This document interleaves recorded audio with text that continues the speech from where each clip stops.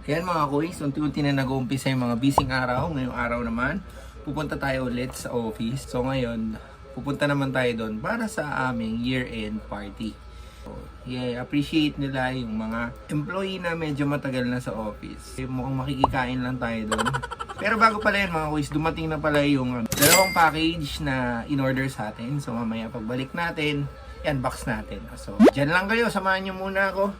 And huwag kalimutan mag-subscribe syempre. Ang suot natin, Nike Air Force 1 na ilalim niya black. So ngayon na natin siya sinuot mga kuys kasi baka sabihin nila, alam nyo na, pamasko kasi 13th month. Anyway, punta na tayo dun sa raid natin. Raid natin ngayon mga kuys. R150. Sa mga building dito, may mga ilaw na yun. Ano dun, no? Jollibee building na, no? Yan na yung sinasabi sa hula. Ito yung get up natin. Basic na basic.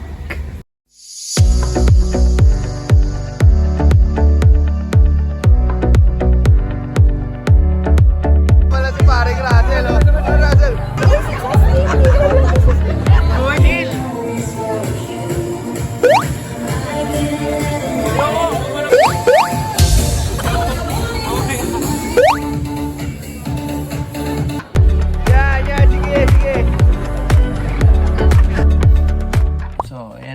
Hindi ko na na-videohan kahapon kung paano tayo umuwi, no? Yun, pagod din ako.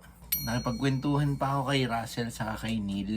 So, yun, umuwi din ako. So, ayun, meron tayong mga sapatos na dumating kahapon and ngayon ko lang siya bubuksan, no? Ngayon ko lang siya na-check. So, unahin na natin to. Meron tayo dito, Malining. Ito.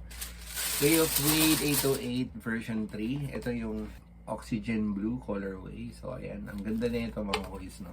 Tapos yung kanyang cover sa loob instead na paper tissue or tissue paper, oil siya. So, ayan mga kuys, tingnan nyo yung pair. Isa din to sa mga pair na gusto kong magkaroon pero masyado na tayong madaming sapatos ngayon eh. So, ayan, binili to sa atin ni Kuis Jed Saison ng Maa, Davao City. So, ayan. Bale, ipapaship na din natin yan sa kanya bukas or sa... Wala na, hindi naaabot niyan kasi kailangan ko umalis eh. Ito, muntik ko na makalimutan mga kuis. Ito yung drop-in midsole na full boom length. So, wala tong halong light foam plus, no? Or cloud foam plus na tinatawag na medyo mas matigas ng konti dito. Ito, super comfy. And then, ang kagandahan dyan, naglagay sila ng TPU for additional support kapag nagbe-bend yung paa mo ng ganyan. So, hindi masasaktan yung paa mo or hindi siya magbe-bend full. Sa loob, ayan, may nakalagay na super critical. And then, yung kanyang footbed, ayan, nakikita nyo yung texture niyan. Parang regular insole yung texture niyan, mga kuis. Next pair mga kuis is isa din sa mga lineup ng Shock the Game series, no? Ito yung Anta Shock the Game SAG 4. Hindi ko alam kung yun yung official na pangalan niya, no? Low cut, low to the ground. And then ito yung masasabi ko na kahambing doon sa Kobe 6, no? Ang difference nila mga kuis is syempre mas comfy yung Kobe 6 dahil dun sa kanyang air zoom unit. And then dito naman, stable naman ang kanyang foam, hindi ganun kalambot. And then yung traction kasi yung maganda dito, super solid sa outdoor. And then meron na din siyang tinatawag na Go Zone. Yung Go Zone, ginagamit siya sa mga Anta running shoes. Pero pagdating naman sa performance nito mga kuys, sa price niya, I think, bawi naman kayo pagdating sa traction. Pero yun nga, hindi siya ganun ka-comfy katulad nung sa Kobe 6, no? Pero kung ganung feeling yung hinahanap nyo, ganung shape and form, ayan. So, ito yung isa sa mga malapit doon. And yung pair na to pala ay nabenta natin kay Kuis Rael Tiham naman ng Taguig City, no? Yan yung mga pairs na dumating sa atin ngayon na order sa atin dito sa Quiz Kicks. Uwi naman tayo ng Pampanga kasi may laro tayo mamaya. Pero gaganapin naman yun gabi. So, hindi yun makaka-apekto sa trabaho natin. Hindi naman tatakbo yung laro ng mga 2 oras siguro. Saglit lang din yun. Kaya yun ang full break natin, no? Pero, syempre, kapag medyo maganda naman yung takbo ng laban pabor sa amin, syempre baka hindi ko na din tapusin. So, tingnan natin mamaya, update ko kayo. our trip for tonight. Si Encantadia. Sino ka doon? Ganda! Ayan mga kuys, end of shift na natin. Kwento ko na lang sa inyo bukas kung ano yung nangyari sa laro, no? Hindi tayo nakapagdala ng cellphone doon kasi baka ma-distract lang yung mga tao. Anyway, see you tomorrow mga kuys. Wow! So, ayun na nga mga kuys, nakauwi na tayo dito sa bahay and di ko pa nakwento sa inyo bakit hindi tayo nakapaglaro. Medyo dikit kasi yung laban, papaikli na lang natin. And siguro naisip nung captain ball namin na mas maganda kung yung nasa tamang chemistry na lang muna yung gamitin para sa game na yon. Buti na lang din kasi may lagnat tayo ngayon, kaya hindi din tayo okay makapaglaro kahapon, no? Hindi nga lang tayo nakalaro sa finals kasi kailangan kong bumalik dahil sa mga pairs na to. Buksan natin saglit and then pakita ko sa inyo kung ano yung mga na-pre-order sa atin. Pukpok naman ako ng pukpok. So ayan, meron tayong dalawang pairs dito pero unahin na natin to mga kuys. Ito yung Freak 5 na black, green, and purple. So pakita ko lang sa inyo na mabilis, no, kasi makikipag-meet up tayo sa labas para kay Kuis Elvis. So shout out ka din. So ano masasabi nyo sa Freak 5 na to? Maganda ba yung colorway niya? Ang size na to is 8.5. I think true to size naman siya. Medyo narrow lang dito sa may harap.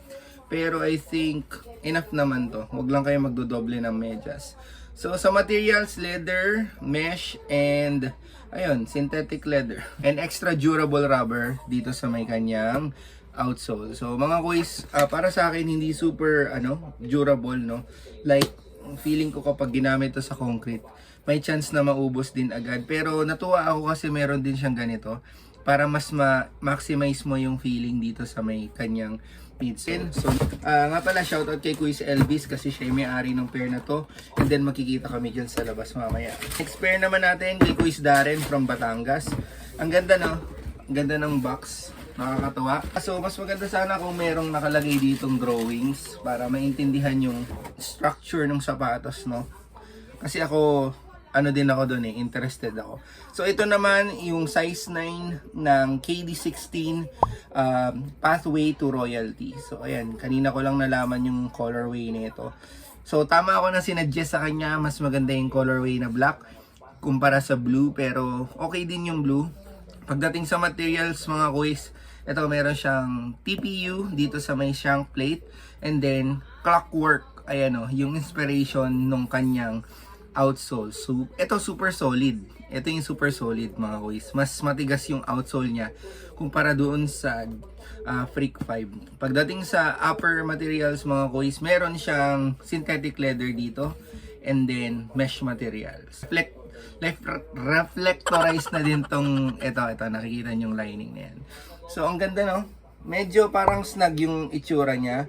And by the way, sa KD15 snag-fit yun. So, I'm not sure dito pero sukat natin. Paalam tayo kay Kuis Darren. No? So, shoutout kay Kuis Darren. Ito yung mga pairs na na-order sa atin recently. Nice. Ganda din, no? So, ayan mga kuis. Dito na muna natin tatapusin tong vlog na to. It's time to have rest. Siyempre. And mag-edit tayo ng mga videos na naka-imbak na. Panoorin niyo sana yung mga nakaraan nating videos. Ang purpose pa din natin is makaka-create ng 30 videos before matapos yung taon. Maraming salamat sa mga nanonood, nagla-like, nagko-comment, nag-share. And kung mayroon kayong mga gustong puntahan na store, comment nyo lang dyan sa baba. Paalam mo na mga kuys, ingat kayo palagi and syempre God bless.